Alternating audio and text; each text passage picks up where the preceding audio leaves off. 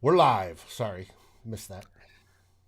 That's all right. Everybody, welcome back to Vikings Happy Hour. We got a huge show for you today.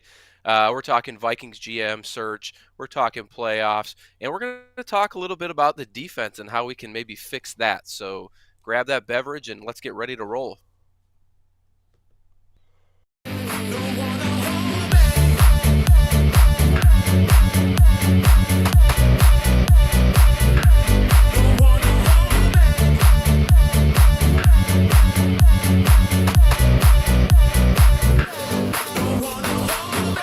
Welcome to Vikings Happy Hour, where we mix our favorite beverage and talk of your Minnesota Vikings.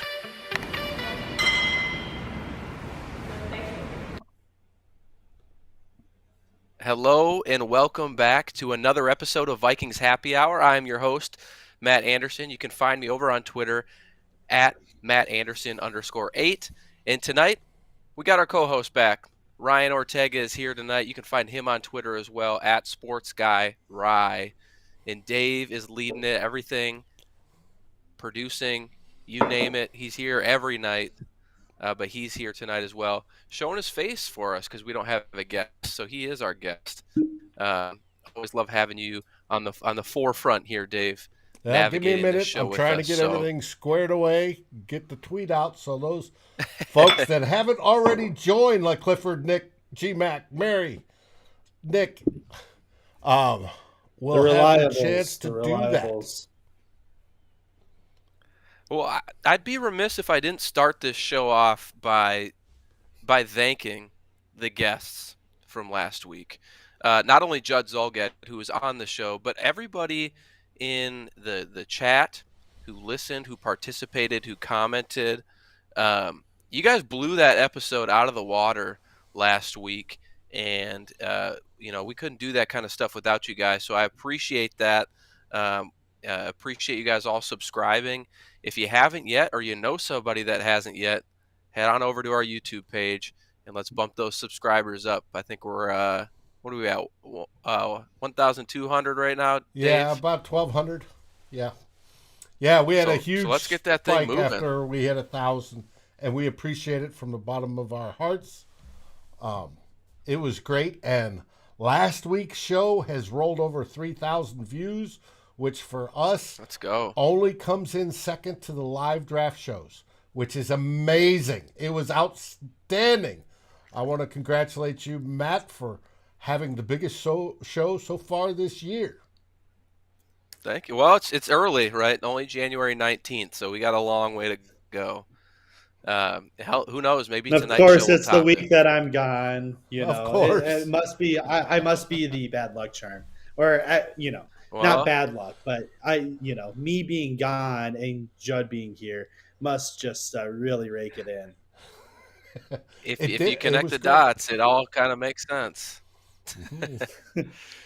We uh we already have comments talking about people. What are they drinking tonight? This is Vikings Happy Hour, so I get so bad at doing this on a week to week basis, but tonight we'll fire it up again. Yes, GMAC, I am wearing a Buffalo jersey. Since we're not in the playoffs, we cheer on Stephon Diggs. Uh, Back to the drinks, though. Tonight, by the way, notice the glass. I don't know if you can see it. Ooh. My parents got me uh, a whiskey set. Comes with a decanter, all Vikings. I don't have it with me right now, but I could show you the rest of it. But tonight I'm drinking some Terramana. I'm going back to tequila, partially because I think I'm out of whiskey. But that is my drink of choice on this fine evening. Ryan, how are you, by the way? I didn't even ask how you're doing, fresh off a vacation. How are you doing? What are you drinking? I'm great. We definitely had an opportunity to really just get out of this bitter cold and go visit Disney, and that was fantastic. Kids had a blast. We had a blast as adults, and yeah, I tuned into the show from down there.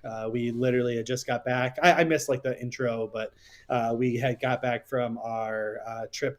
I think that day was Hollywood Studios, so we just got done doing all the Star Wars stuff and right as the kids just kind of sat down to chill out and I finally got off my feet, I'm like, hey, our show's on. So I tuned in, got to listen in, and dream I could have been here from afar because I always love being on this show and talking football with you guys. I am drinking the same thing you are actually, at least to start. I wanted a little Let's tequila go. tonight, so we busted out the Rocks tequila Termana, and then I'll probably have some Four Roses after that. Ooh, gonna Hey, switch from tequila to whiskey. now, Mm-hmm. you want to be funny? This is what I'm drinking tonight. Oh, there you What go. is that? It's tequila. Oh man, Exotica Respano. Hey, why not break out? When you're in the mood to party, what better alcohol is there than tequila? Am I wrong? I agree. I Hey, agree. and speaking for the mood to party, I want to let everybody know Vikings Happy Hour today is their 1 year anniversary as a show, and we have seen so much growth both in Matt and Ryan, who came in green as greenhorns could get, to being very good hosts. And I want to make sure everybody gives them applause for a fantastic first year. well I appreciate that, Dave, and it could. We wouldn't have been here if it weren't for you, right? You are here grinding every day, producing this show. So as much as I appreciate the applause, a ton of applause goes to you as well. So Thanks. um, I hope this is for many episodes to go, right? I mean, last year wasn't fun, but we stuck through it. Um, and I'm hoping that this off season can be a little better, and that all starts with the head coach and the GM search that's underway. I think moments ago we were just told that Kellen Moore had just completed his interview for head coach. But let's talk about this a little bit because we touched on it last week, and Dave got a shout out from Judd on Score North last week after the show. But I want to get your input, Ryan. So Mark Wilf was very targeted in his words in his presser after Zimmer was fired. And the key word that Dave picked up on that not a lot of people did, but it's circulating now, is that they said the GM would have an input on head coach. Not they wouldn't have final say. They would have an input.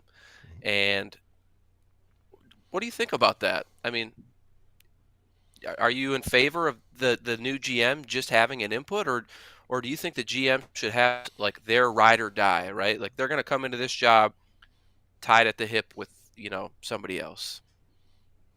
Yeah, that's an interesting word to kind of put on this situation, right?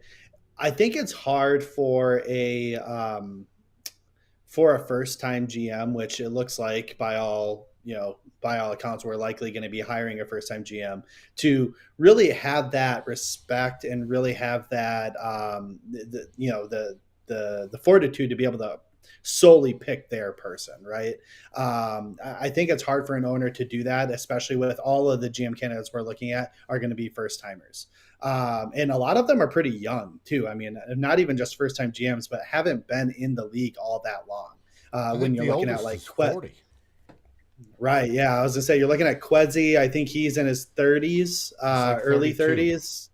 Yeah. Brandon Brown, he's in his kind of mid to late. I mean, so some of these candidates are young, so I think they're going to want to vet out their own people as well. But definitely, when we say input, that can obviously that's a vast array of different things, right? That could be you get to meet them and that's about it, or it could be we really want your true feelings on this specific person, and we're really going to value your opinion here. So input, it could be a vast array of different meanings there, but all in all, I think it's very smart for them to be able to own this decision themselves, in my opinion, until this GM gets a little bit of dirt on the tires, so to speak. And if this hire doesn't end up working out and the GM lasts to the next head coach, hopefully at that point they'd probably have a little bit more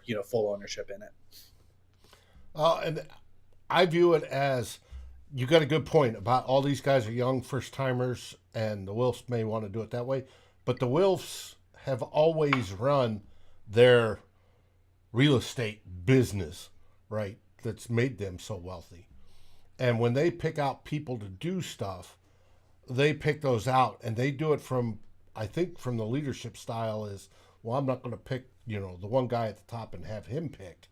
They very much are involved in I want to make sure this next level is the person I want, and the level below that, so that I have, as the owner, full confidence in the team I construct. And he's constructing this team. So if he picks a GM and he picks this, or if they pick the GM and then they pick the head coach, they can be cool with this. These were the choices we made, and we feel will work best together to achieve the goals we need. And I think that's what they're going to do. I think they're going to say, hey, yes, we're doing the parallel search where we're interviewing coaches right now, as well as interviewing GMs. When it gets to, they want to hire the GM first and then say, here's 3 or 4 coaches that we really like. What's your opinion on these 3 or 4? That's the amount of input that the GM's going to have. And that may put one coach ahead of the other and say, all right, Raheem Morris, you're our next, head coach. Brian Leftwich, even though you're not on the list yet, you may be our next head coach. However it works out. Yeah. I think the Wilfs want control over both, that they are happy and satisfied with who is selected, because they're the ones that get the overall decision, and it's their business. I want to bring something up real quick. Mary brings up a great point. She says us at CTP should just run the team, and I fully agree. Oh, well, Ryan's been clamoring to do that for at least the past 2 off seasons, because he's been talking about how many of his Oklahoma guys have actually hit in the NFL the last couple of years. So he's soon to hit a lull, though, in that department. I forget his name. I'm spacing on your head coach that left for USC. Lincoln Riley. Yeah, but we have a better coach now than we did back then, and maybe defensively, not offensively. And then I will say this Oklahoma draft class isn't quite as strong. So I mean, you're not going to hear me raving about as many guys, at least early on. There'll be some mid-round guys that I'll be saying, they're athletes. Maybe 11 instead of 22. Yeah, something like that. Viking Tom brought up he thinks the GM will be selected in a week from today. Just to let you know, Tom, that Doogie thinks it may be done by next Tuesday, Thursday at the latest. But it'll be next week. If that is the case, it should be next week. Early next week. If that is the case, this show should be fresh with that breaking news, right? And that's what it's all about. I am working on a guest for next week, so I'll let you know if it comes through. But it would be a fun one to have. We're working on a whole slew of guests in the future. That is true. Yeah, I don't want to put anything out there until we get the names locked down, or the dates locked down. But hey, Joseph, I've seen it in the comments already. Some of these head coaching candidates. Where's your? Oh, I'm sorry, I had to laugh. Joseph is asking Ryan where his ears are. Ryan, do you have any souvenirs? Those are all reserved for the girls. I didn't do much of anything from a souvenir standpoint. I really wanted to buy that like $25,000 R2D2 thing. It's like a live size replica that actually moves around, but I ain't rich like that. So see, our viewers are great that Joseph comes in late and remembers that you were at Disney World. That's fantastic. Trying to get back on track here.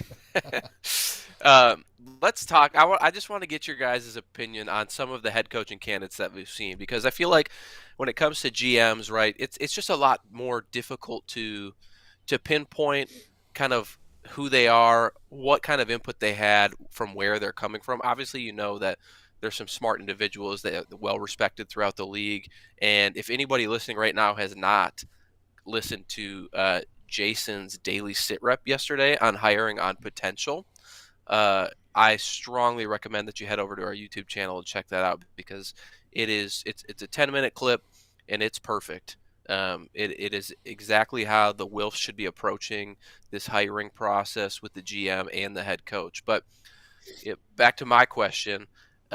I want to get your thoughts on some of the names that have been floated out there for head coaches, because we know some of these guys, right? We obviously know about Kellen Moore, right, with the Cowboys. I don't think we've heard Brian Leftwich's name associated with the Vikings, but He's he is not on the list a yet. hot.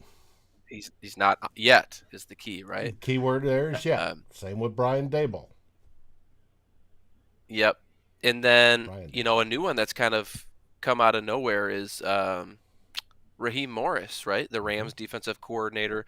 Some might know him as the Bucs' former head coach, and something that I guess I didn't realize until recently, but was the passing game coordinator for the Atlanta Falcons during Matt Ryan's MVP season, as well as their Super Bowl run with Kyle Shanahan. So, yeah, just your reaction on some of the names we've heard. If you're leaning a particular way at this point. And we can just go from there. Sure. Yeah. I'm going to actually turn it on you, Matt, because I know that you put out a post on Twitter, which hopefully most of Yeah. our viewers here are following you on Twitter, but you had an interesting take on specifically on Raheem Morris. Why don't you deliver that for the folks here that are watching and listening? Because I do think that it was insightful, that post that you put out there. Yeah, I think, sometimes we get stuck on, when we're looking at these head coaching candidates, we look at, well, that guy's really good at, or that girl, whoever, that person is really good at, defense, or that person is really good at offense. But something that Raheem Morris brings to the table, and I just briefly alluded to it, is he's probably the most complete candidate, if you think about it. He's still relatively young. He has previous head coaching experience. Um, I called out that he was the passing game coordinator with Falcons during their Super Bowl run and Matt Ryan's MVP. Not only that, but he was a wide receivers coach as well for the Atlanta Falcons. So he's really covered, everything you could want from an experience perspective, outside of maybe special teams, but I'm not going to really hold that against him. And so I think when you're looking at Raheem Morris, he's right now, he's the most intriguing candidate for me, for not only those reasons that I just listed, but also because all of these people are coming out of the woodwork for Raheem Morris. And it's not just like nobodies either, right? Highly touted head coaches such as Mike Tomlin, Kyle Shanahan, Sean McVay, and then you got players like Jalen Ramsey, one of the best cornerbacks in the NFL. There are guys, I forget what his name is, but he was pretty much alluding to the fact that he was an ass during his tenure with the Buccaneers, but Raheem Morris was able to still work with him, train him, teach him. One of the most personable people he's been around, and one of the best teachers he's been around in the NFL. And I think if you read between the lines of what Mark Wilf said, what Eric Kendrick said, what Brian O'Neill said about collaboration, communication, from what I'm hearing right now, Raheem Morris would check those boxes for me at the current moment. So I think if he's not hired, I'm not going to be brokenhearted. I've learned to already quickly not to attach my whatever it is to the ship of a head coach, because they can go in a heartbeat. They'll fail. Raheem Morris is he's intriguing to me, and I would be okay with that hire. I definitely agree. Long-winded explanation. Yeah, no, that's good. That's what I was looking for, actually. No, I actually 100% agree. I don't know if he's my number one candidate, but he's definitely up there for me. I want an opportunity for us to bring in somebody who's well rounded, like you said. If I'm actively actually rooting against any retreads, but I don't really count him as really a head coach, previous head coach, because he did get a short end of the stick. He didn't get a well-deserved tenure with the Bucks. They let him go, I think, after a year, Well, and it definitely. it was also the time that it was after the Super Bowl, and they went cheap. They got rid of all their veterans, and they spent just the bare minimum for player salaries. So he couldn't do anything with it, and he Yeah. was like 40 million below everybody else, or 30 million below all the next lowest team on cap space. And it's just like, what do you expect? And he still produced a little Did bit. I I feel like this is correct, but did Raheem Morris have to have Josh Freeman as his quarterback? Yes, yes, he did. And he made Josh Man, Freeman that's look at least halfway decent. Yeah, I was gonna say Freeman actually wasn't bad with the Bucks. I mean, he wasn't great, obviously, but like he was a competent quarterback there. He put up a couple decent seasons, and again, I think that was under the tutelage of Raheem Morris and staff, right? Right. But yeah, so I like him. Another name, obviously, we've talked about that we really haven't, requested is Byron Leftwich. Again, when you've been working under a really strong head coach in Bruce Arians for as long as he has, because again, he's been there since the Bucks, but he also worked with him back when he was on the Cardinals staff as Mm-hmm. well. That he's obviously working with Tom Brady, and what's fun about that is that you as an OC are obviously trying to develop and continue to push Tom Brady to be the best he can be. But he's also learning a lot from Tom Brady and everything that comes with the 20 years of experience Tom Brady has The in this greatest league. quarterback of all So time. Yes. exactly. So, granted, of course, is he going to have that type of quarterback here? No, probably not. But, Not to even start when with. he was, yeah, but I do think that he, from all accounts, again, we're not in these meeting rooms. We're not, we're not privy to a lot of this information. However, it does seem like his team and his, everyone who's being coached by him really, really likes Byron Leftwich. Tom Brady has said that he is instrumental in formulating that game plan and putting them in the best position to win. And again, that led to them winning a Super Bowl last year. And he So I'm a runs big fan the of him. show.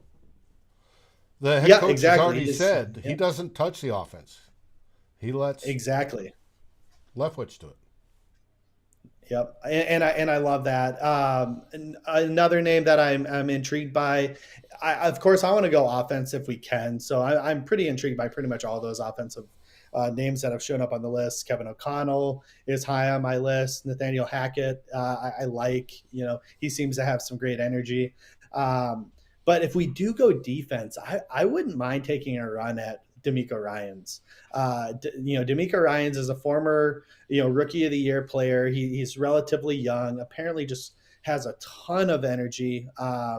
His team absolutely loves the energy he brings. He's gotten a lot of great feedback from his players.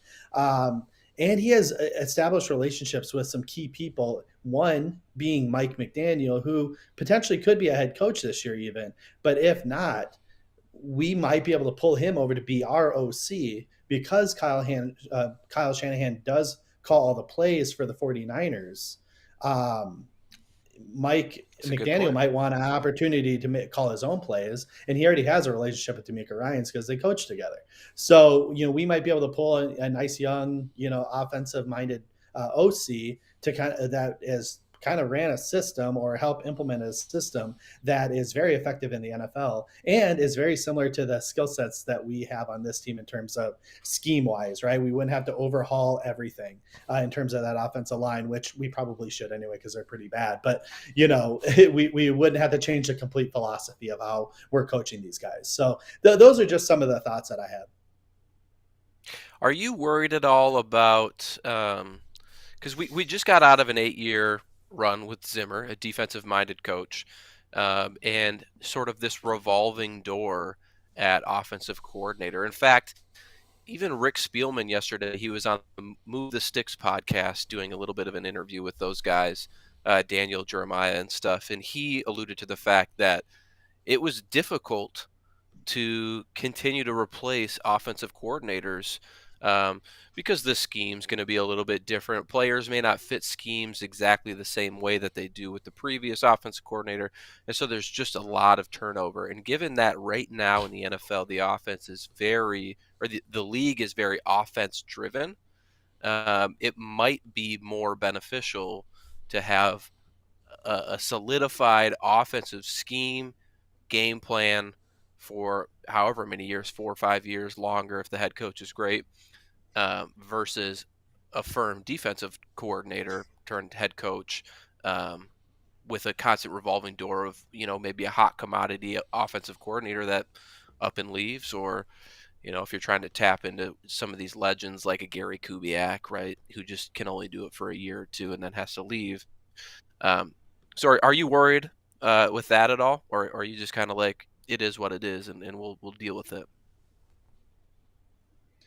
Yeah, that's kind of we're in group chats together. You've heard all of my thoughts on this. Really, it's really about the fact that if you can have an offensive head coach who has an offensive scheme that works really well, that's the way you really should run things, because it's an offensive league, and to change an offensive playbook and philosophy year in and year out, or every couple of years, is very tough on a team, and we've seen that. I mean, it's clear as day that that's part of some of the struggles we've had as a team. So I think it's really important for us, ideally to draft an offensive guy. You look at the playoff teams right now. I think I forget the exact numbers, but I want to say like 11 of the 14 or no, I think it was 9 of the 14 or 10 of the 14 head coaches were offensive guys, a couple defensive guys, and I think 1 or 2 special teams. John Harbaugh was a special teams guy. So it's very offensive heavy. And you look at all the people who are still left, it's still very offensive heavy. Heck, even just looking at the trees of, was it the Shanahan tree? I mean, you have McVay, you have Kyle Shanahan, you have Zach Taylor. I mean, those 3 guys just alone are just doing some wonderful things right now. So, if we can pluck from one of those groups, right, the Mike McDaniel, the Kevin O'Connell, I mean, it's showing to work, at least be a little bit more translatable than like an Andy Reid tree hire, which again, I think it really does just depend on the situation and stuff, because I don't truly think that like all the people who came from Andy Reid that aren't successful, or all the people who came from Bill Belichick aren't successful, are bad hires. It's just maybe they got put in a tough situation. Or maybe they are bad hires. I don't know, but I yeah, they could be, but I think I want to move forward with one of them. I'd love to move forward with like an O'Connell, Leftwich, or McDaniel from offensive standpoint. Now, however, I disagree with you. My number one priority is leader of men, and can that person run an entire team, not just offense, not just defense. Offense, defense, special teams, all the other BS that comes with being a head coach. What color do you want this for today, coach? All that stuff. Can he handle that? If he can handle that and do it better than anybody else, that's the person I want as my head coach. The only one that seems to fill that box is Raheem right now, for me. Secondly, then I want offense versus defense because of the reasons you stated. Offense brings more continuity. Even if your offensive coordinator that he hires is good and gets hired away, to his own head coaching gig, that offense is still that head coach's offense. So that doesn't change as much as Yeah. as if the defensive coordinator goes away and you're swapping defenses. And that's what I'm more meant, Dave. I agree with you. Right. Leader of men is number one priority for sure. And that's why I'd go that route. Now, it doesn't disclude defensive guys that come up from the defensive side. Belichick, obviously, defensive guy. He will go into the Hall of Fame, probably the best coach ever. Those guys can do it, but you've got to find that head coach needs to be, as we've said before, the CEO type. It doesn't necessarily have to be a CEO because I view that as business and they're different shiny shoes and all sorts of other stuff. It needs to be a leader that can handle every single aspect of how it takes to run that team and have that team learn and coach and play better, bringing together schemes on all three aspects of football to make a winning product. You do that. You find that person. It doesn't matter that the OCs and DCs leave to get head coaching spots. That remains a solid, continuous route forward, i.e. Belichick, because he kept losing people on both sides. And that's the number one thing I'm looking for. Secondary to that is your offensive guy. So, for sure. Yeah, you definitely nailed it. One thing I want to call out too, and Tom said it in the chat, a coach that can hire the right coordinators as well. that's I part feel of like, it. especially towards the end, Zimmer sort of his bridges with like connections in the NFL. At least that's how it felt, right? Like he had his guys, and then all of a sudden it was just like we couldn't even really like get anybody from the outside. We just kind of had to like awkwardly promote from within, and we questioned whether these people were even like qualified for the role. Adam Zimmer, and even Clint Kubiak for that matter. But not only can they hire the right coordinator, right?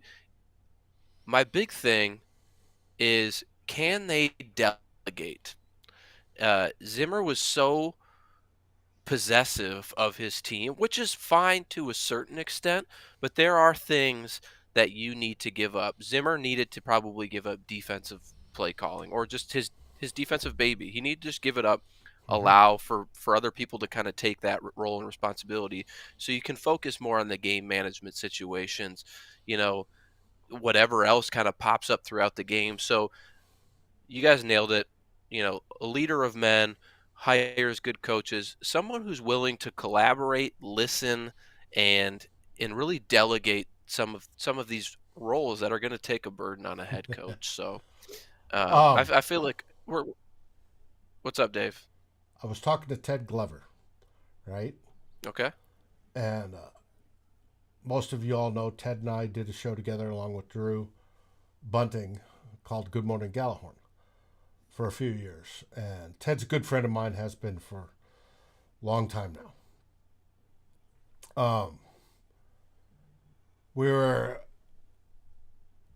applying how a football team is very much built like a military unit, how you have different components of that. And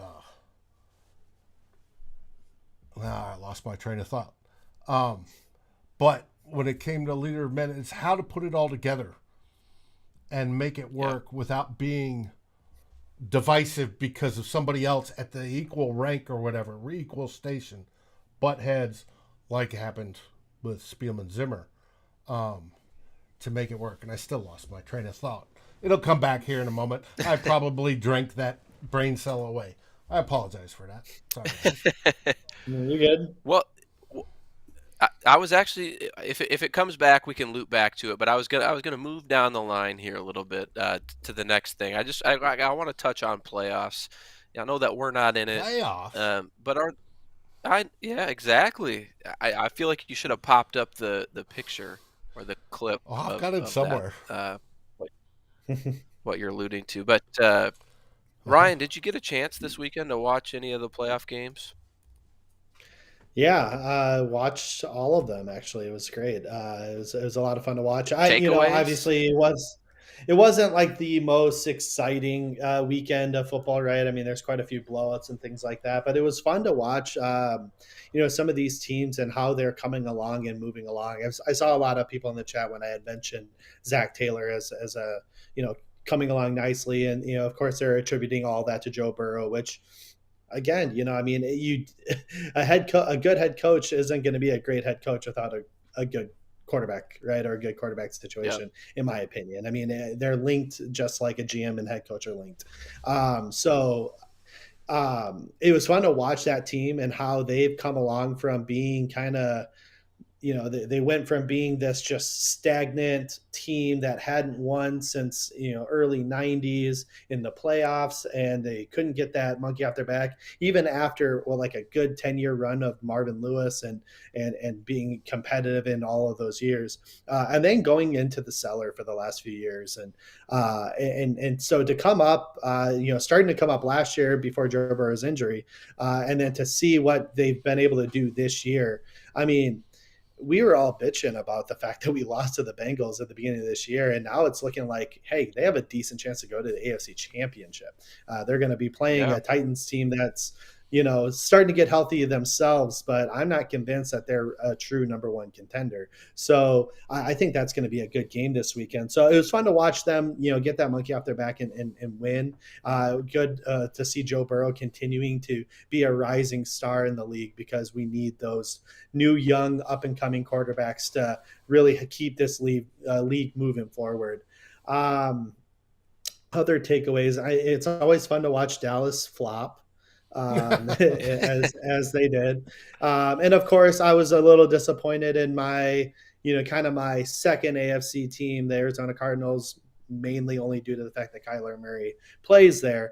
It was kind of sad to kind of see them completely flop like they did. I was hoping to see a better game out of Murray. I think Cliff Kingsbury is kind of a dope. I wouldn't be surprised if it doesn't look like they're going to move on from him, because they probably would have done it already. But they should, because he's just falls apart in the second half of the year every year, since even he's been in college. So I think it's time for them to get Kyler an actual competent head coach.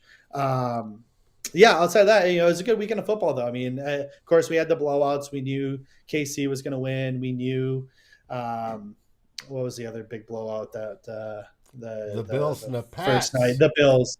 Actually, that one was surprising. I thought it was going to be a little bit of a closer game. So to kind of see that game completely blown out like that, it's just goofy, though, because what Bills team are we going to get this week? Right. I mean, outside of and I'm drawing a blank on the team right now off the top of my head, but there's one other team that's hot and cold like that in this league, this year.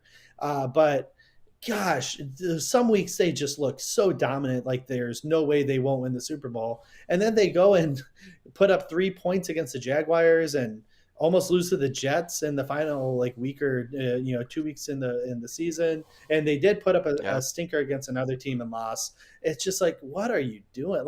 They're just it's a hard team to put your finger on. Well, Dallas did that. They put up a 50 burger against the what the fuck team, and pardon my language, and then the next week barely squeaked one out or lost, and then they put up another 50 burger, and then they came into the playoffs and lost. The one thing about the Bills was that they're playing their arch rivals, and there was some deep Hatfield and McCoy type love there, and when they had a chance to bury him, they buried him. And I would absolutely love to have a coach with the mindset that if it's 30-10 in the third quarter, I'm not letting off the gas. I'm pressing on it more. I want to score every single drive we get the ball. That's one thing I want. I don't care if he's offense, defense, keep that aggressiveness, special teams, leader of men, whatever. At that point, I want that. I want somebody to go all out, and the Bills did. Now, hopefully this week they won't have the letdown. The team I want to see have the letdown coming up this week is our border rival, and they play the San Francisco 49ers, who just came off. And honestly, that's the best matchup we could have asked for if we want the Packers to lose. I think that matchup is like obviously Packers are favored to win and rightfully so. However, that team is a tough nosed. They grind. They are But I run, do have to defense, ask you defense, defense. guys, would you rather see the Packers lose this week, or would you rather see them lose again in the NFC Championship game? This week. Because I don't know. I think the heartbreak that they would endure from having to lose another NFC Championship game, like you think Vikings Twitter is bad at its worst, that will Oh no, send they that get fan bad. They get base. real bad. They and I apologize if my buddy's watching, who's an avid Packer fan, but I am almost rooting for that scenario because you just can't quite get there again. And then you got a lot of question marks around that team, right? Aaron Rodgers, is he going to come back? Devontae Adams didn't re-sign, though they'll likely franchise tag him. You know, I think that Zadarius Smith might also be leaving. You're going to have to sign Jair soon. It's just their window is now, and so it'd be really funny if they got to the NFC Championship and just it'd be the chef's kiss if it was somehow screwed by the officials as well. Hey, Like the officials blow a call. Matt. And That's Matt, what I hold agree on, with hold on, the. Ryan. I just got a message from Niner Sickness. Matt, you are no longer welcome on the show. I thought I already overstayed my welcome on that show for the one time I was on. No, So he where didn't I do that. agree, I'm just Matt, kidding. where I agree with you, Matt, in the context of yes, I'd much rather have them have the heartbreak. I don't. I'm not as confident that the other two teams could beat them. That's my issue. I think the believe that. Niners are the best matchup because they can run the ball if really effectively well, and they have a pretty staunch defense. I mean, for the most part, if they stayed healthy, we'll see if Fred Warner ends up staying healthy and Nick Bosa makes it back. But I think that the Rams are too Florida or too California. I don't think that they're a hard nosed enough team, even though they have a good strong defense. It's I don't think they play hard. And the Bucks, they're just hurt. They're just hurt. So I worry about Tom Brady being able to put up the offensive numbers he needs to put up with the talent he has around him with Godwin and Brown now gone. So that's and I mean if they can get Fournette and back, maybe that helps a little bit, but we'll see. Either way, yeah, the consensus is we want them to lose, and that's all that really matters. Yes, Yeah. I was about to say, I agree with GMAC. I want them to lose as soon as possible, early and often. That's fine. I'm not going to complain if they lose this weekend, but if they lost next weekend, I would also be equally or maybe even a little bit more. But the key to all happy. that is they have to lose. That is true. As Clifford's saying, the Bucks won't get past this week. I think I agree. Bucks is going to have a hard time if they make it past this week and face them in the NFC Championship and have to go to Green Bay in February. 40 years old, you might be spry and the greatest quarterback in the world, but you're going to feel that. Yeah, and at least there's he's used to it for the most to part. If the Bucks make it past this week and play the Packers, there's nothing more that the Packers are going to want than to get revenge on what was last year, which was another NFC Championship letdown. So we got a little bit of the show left. I want to touch on it. I'm sure we'll touch on it a lot more this offseason, but I want to talk about the state of the Vikings defense quick as we head into the offseason here. I tweeted about it the other week on how promising the offense looks with just all these young pieces: Justin Jefferson, Christian Darrisaw, Ezra Cleveland, Irv Smith, Brian O'Neill, Cook, Osborne, Conklin, assuming he re-signs. But when you look at the defensive side of the ball, and sorry if the screen right now is glaring, but I have it all on a list here. Not as promising, right? We have an aging Harrison Smith, an aging Eric Kendricks. We have Danielle Hunter coming off an injury. We have Anthony Barr likely to go. I thought Dalvin Tomlinson and Michael Pierce did all right, maybe the two bright spots. But then when you look at the cornerback position, you're rocking with Cam Dantzler next year, and that's pretty much it. You got Patrick Peterson's going to be gone, or at least is a free agent. Xavier Woods is a free agent. Uh, Mackenzie Alexander, Everson Griffin. All these guys on the defensive side of the ball are going to be gone or are at least impending free agents. So that side of the ball looks bleak. So I just want to get your takeaway on maybe how you'd fix the defense quickly, or just overall your general thoughts. Yeah, I've started some of my draft prep over the last couple days since being back from Disney, trying to dive into some prospects and of course doing some mock drafts and doing this, that, and the other. And I find myself often picking a lot of defensive players because we definitely need it. Like you said, we're really short at cornerback. We're short really on the defensive line in general. I know that we have Hunter coming back. Except for he's at a huge cap number, so we're gonna have to re-sign him Yeah.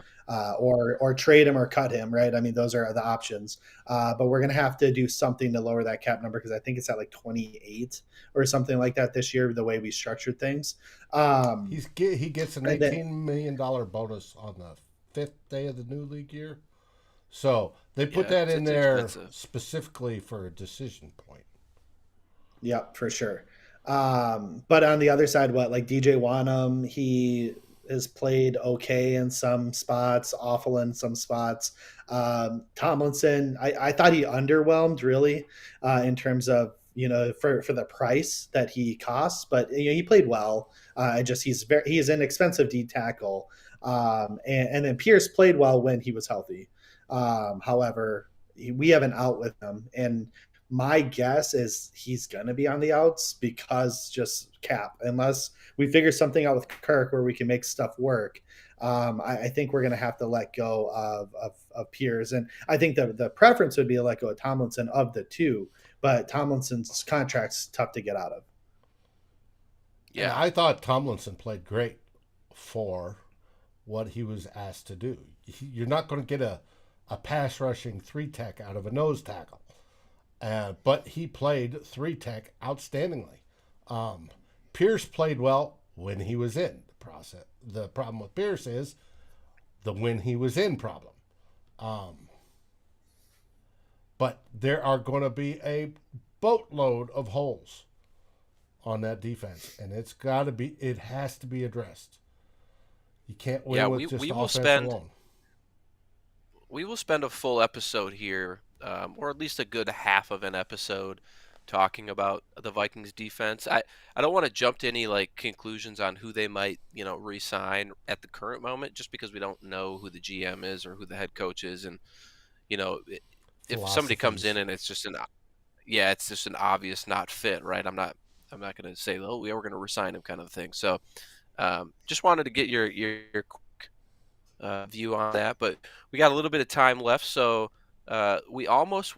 I sorry, we have a little bit of time, and I asked people to ask us some questions in the chat here, and so if anybody has any more, feel free to send them over. We almost went a whole show without talking about who, so let's talk about them now. Today's daily sit rep. Yeah, Clifford. Clifford asked the question: is Kirk Cousins staying or going? We've seen a lot of rumors swirling. Even Chad Graff kind of alluded to it from the Athletic that he's probably gone.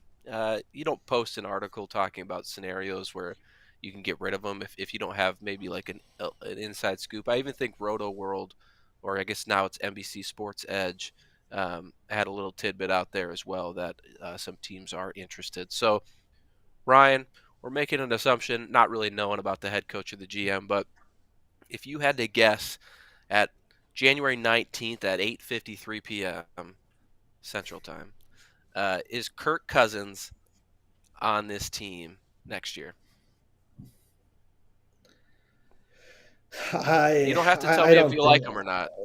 Yeah, I don't think so. I think it's hard to keep a guy at a $45 million cap number. So obviously, all the Kirk defenders are going to say just re-sign him and extend him. Okay, but at that point, this head coach and this new GM is hitching their wagon to Kirk Cousins, the same way Zim and Spielman just did, which got them. Well, it that did not get them fired. It was a plethora of things, but But that that was was a a factor. huge That was a contributor. factor. Yes. I mean, and Zim alluded to it.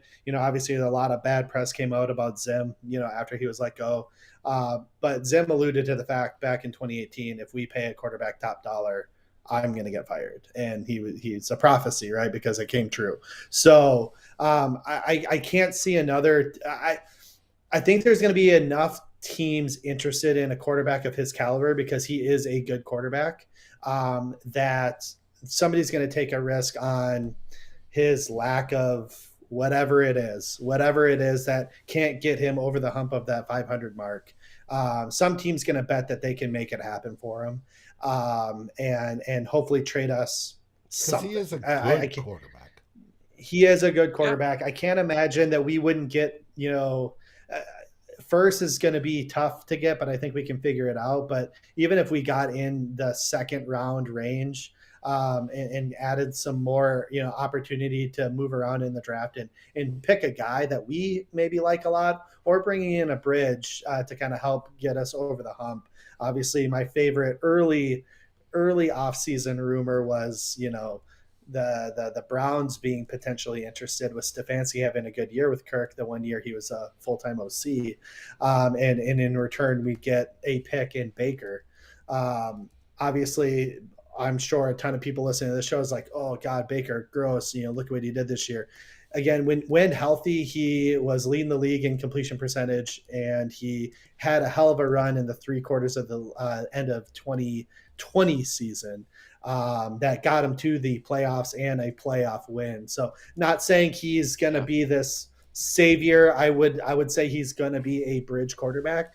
But if he comes in 2022, completely lights up the league, or lights it up enough to earn a franchise tag or a second contract, that's an easy, low risk, high reward opportunity for us. And if he doesn't work out next year, the draft class for quarterbacks next year is much stronger than this one. The way I look at it, and I agree, Ryan, I think he's gone. The way I look at it is, if I am a head coach or a GM, hypothetically speaking, the first thing that I would want to do is I'd want to pick my guy. Um, and it would be someone new, like, regardless, unless I was fortunate enough to walk into a Patrick Mahomes or a Josh Allen or a Mm-hmm. Joe Burrow.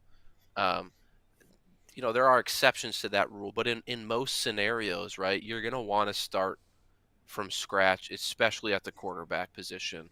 Um, and so I saw people chiming in, uh, who are we gonna have this year if we don't have Kirk, right? Well, to your point, right, there's rumors about, a Baker trade potentially.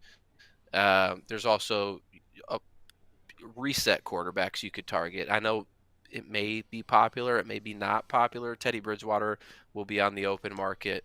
There's some other quarterbacks as well, and maybe if Kyle Give it to Shanahan, Mond. is Let Mond go you for could you. give it to Mont too. You definitely could, and I could Now, see a you need to GM pick up coming at in and least a doing couple that, more quarterbacks, but to fill out the room. But yeah, give it to because to Mond. And then Ryan's if you point, tank, if it all depends on how the new GM and head coach view the draft. Where are they going to start the rebuild first? Do they go beef up the offensive line, get some interior guys that can actually play interior line? Do they work on getting a defensive tackle or some defensive edges, because we need defensive edges, especially if they let Hunter go? Do they work on corners, because we need corners? It all depends on that philosophy. Or do they try one of yeah, this year's quarterbacks? Because, yeah, it's a weak class, but at least one of them's going to hit, I would suspect, because that's the The NFL, the yeah. NFL. So it depends which way they go. And if they want to go, hey, I'm going to build up the offensive line. I want to get an edge. I want to get a corner. We're going to roll with Yeah. Mond. And if we end up 3-14 on the season, so be it. That puts us in line for number 1 or 2 pick next year when the quarterbacks are a thicker class. Yeah, I guess for me, if that's the mindset um, of a future GM coming in, like they're just willing to throw away 2022, like, and let Kellen Mond start. I guess at that point, I'd probably rather just keep Kirk around at $45 million and just let him walk. But the issue then And is we play good enough to get a mid round first yeah, round pick, I just thought of that. and then we're out on Bryce Young or whoever that you choose at that quarterback position. No, That's the only issue. Yeah, it all depends on the philosophy and whether they're going in a full rebuild or not. I don't care what it is. I don't want to keep, as Joseph indicated, I don't want to keep Kirk Cousins. I think we need to get rid of him no matter what. But that's just me personally because I've followed him his whole career. But it all depends on who the head coach and GM are going to be, as what route are they going to take in building it up into their image, getting the guys they want, and go from there. And I'm cool with taking next year and putting in Mon and going 3-14. Literally, I am. Let's build it from there. It would be a long season. Hey, we'll still joke and have a good time and drink tequila and know that, hey, nothing was expected of next season. Because basically nothing is. The Wilfs want it to There be should competitive. be zero expectation. Right. But there's not. You got a new head coach and GM. What happens after that? You're not, the following there's definitely a lot of there's different expectations. lot of different routes we could go at the quarterback position, but I do think that if we can get a quality pick back for Kirk, I don't think a GM wants to hitch. A new GM and new coach are going to want to hitch a wagon to a mid-30s average. Well, again, above average but very expensive quarterback, where it's going to be hard for them to rebuild this team the way that they probably see fit because of this team is broken. So I definitely see the quarterback position turning over for us. How it turns over, if we go to Mond, if we bring in a bridge quarterback like a Teddy Bridgewater or Drew Lock or whoever, right? I think Drew Lock's a free agent after this year. If Baker, so I think that got put to us. I think the GM Barry over there in Cleveland said Baker's our quarterback for. Yeah, we're keeping Mayfield for 2022. They say a lot of things going up. But Spielman has said that in many years. Yeah, exactly. Yeah. So, but and I think somebody jokingly said, well, I think it was Linda. If Baker would stop doing so many commercials, he might be a better football player. You got to get your bag. That's either funny. Way. And the fact that, those commercials, probably he shoots them all in like a day or two. I don't think it really affects too much, but yes, I mean, hey, he provides us a lot of joy because those commercials are hilarious. So I definitely think that there's going to be a lot of different options for us to go.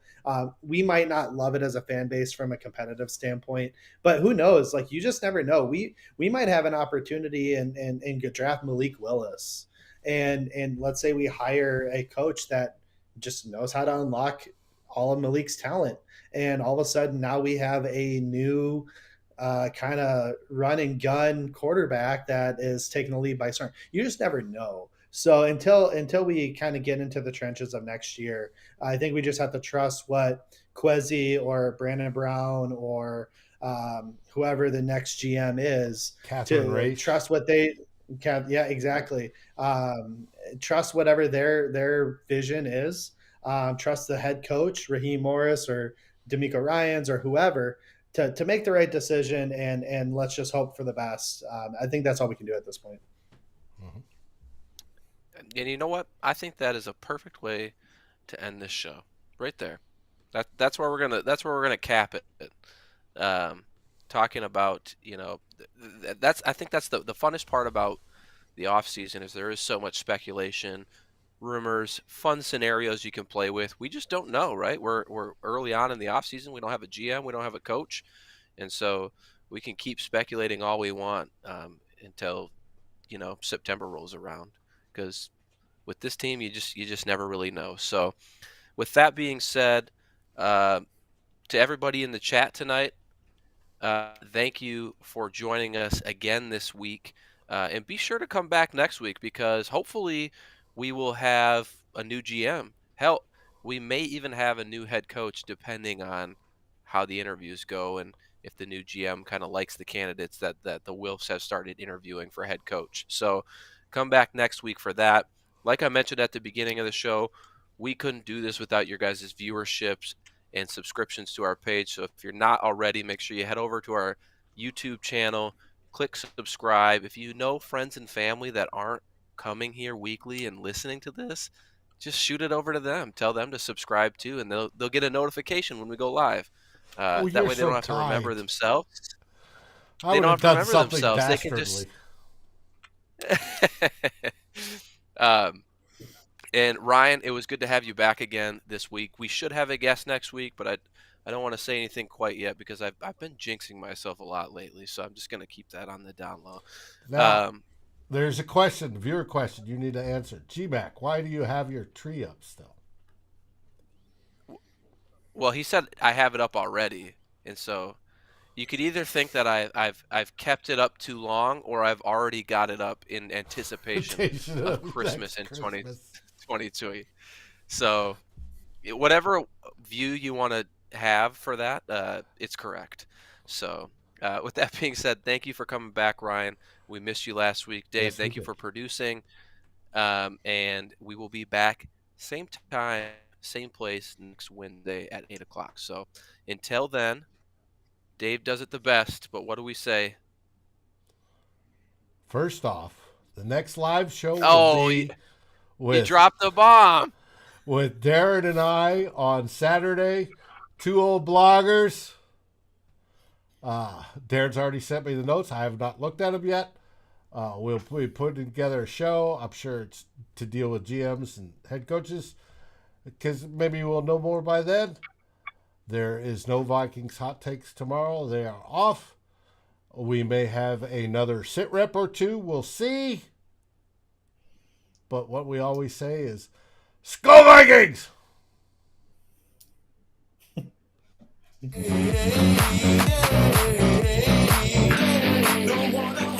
Thank you for watching or listening.